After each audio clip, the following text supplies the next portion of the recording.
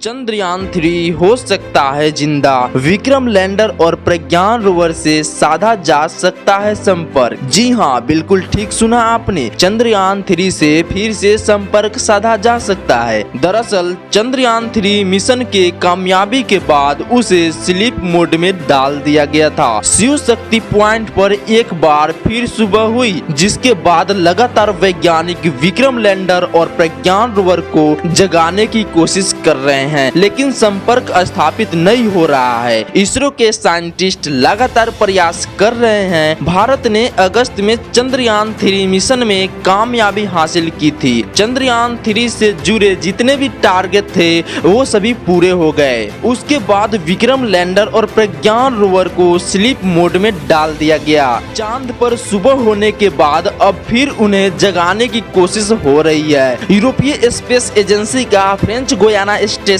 भी इन्हें जगाने के लिए लगातार सिग्नल भेज रहा है, लेकिन संपर्क स्थापित नहीं हो पा रहा है। माना जा रहा है कि शायद फिर से यह ना उठे, लेकिन पहले भी ऐसा हुआ है कि जिन अंतरिक्ष यानों को पूरी तरह से खत्म माना गया वो फिर चलने लगे। जनवरी 2018 में सोकिया खबुल्सा से स्कॉट गिरी ने एक ट्रांसमीटर सिग्नल को पकड़ा था। बाद में उन्हें पता चला कि ये नासा का इमेज सैटेलाइट है, जिसे पृथ्वी की स्टडी के लिए बनाया गया था। स्पेस एजेंसी ने 2005 में इससे संपर्क खो दिया था। 13 साल बाद भी जब इसे खोजा गया तो इसकी बैटरी फुल चार्ज थी और यह वर्क भी कर रही थी, और नासा ने भी इस सैटेलाइट की खोज की प्रमाण पुष्टि की थी। नासा ने तब कहा था कि इसके वैज्ञानिक यंत्रों को ऑन किया जाएगा। दरअसल स्कॉट गिरी लगातार भारत के चंद्रयान 3 पर भी नजर बनाए हुए हैं। उनका कहना है कि चांद पर काफी गहरे गड्ढे और पहाड़ है, और कई बार सतह के बराबर ना होने की वजह से रेडियो सिग्नल नहीं पहुंचता है। उन्होंने एक ट्वीट में कहा कि अगर मैं इसरो के जगह होता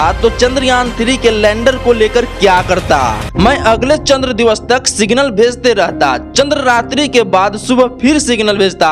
इस छोटे से प्रयास से बड़ा लाभ मिल सकता है। इसके साथ उन्होंने नासा के सैटेलाइट को खोजने के बारे में भी बताया। साल 2020 में उन्होंने अमेरिका की एक मिलिट्री सैटेलाइट खोजी थी, जिसे खराब और बंद मानी जा रही थी। अब आपको बताते हैं कि आखिर चंद्रयान 3 को हुआ क्या है। पृथ्वी अपनी धुरी पर घूमती है, इस वजह से दिन और रात जल्दी आते हैं, लेकिन चांद पर ऐसा नहीं होता है। चांद अपने धुरी पर नहीं घूमता है, बल्कि सिर्फ पृथ्वी का चक्कर लगाता है। इसी वजह से हमें इसका एक हिस्सा दिखता है। जब चांद पृथ्वी से चमकता दिखे तो उस जगह सूर्योदय होती है। चांद पर 14 दिन और 14 रातें मिलाकर एक दिन होता है। सुबह के समय वहाँ का तापमान लगभग 100 डिग्री सेल्सियस से ज्यादा तक होता है। वहीं रात में तापमान -200 डिग्री सेल्सियस से नीचे चला जाता है। विक्रम और प्रज्ञान के यंत्रों को ऐसा नहीं बनाया गया है जो इतने ठंड में रह सके। इसी कारण से माना जा रहा है कि ये खराब हो चुके हैं।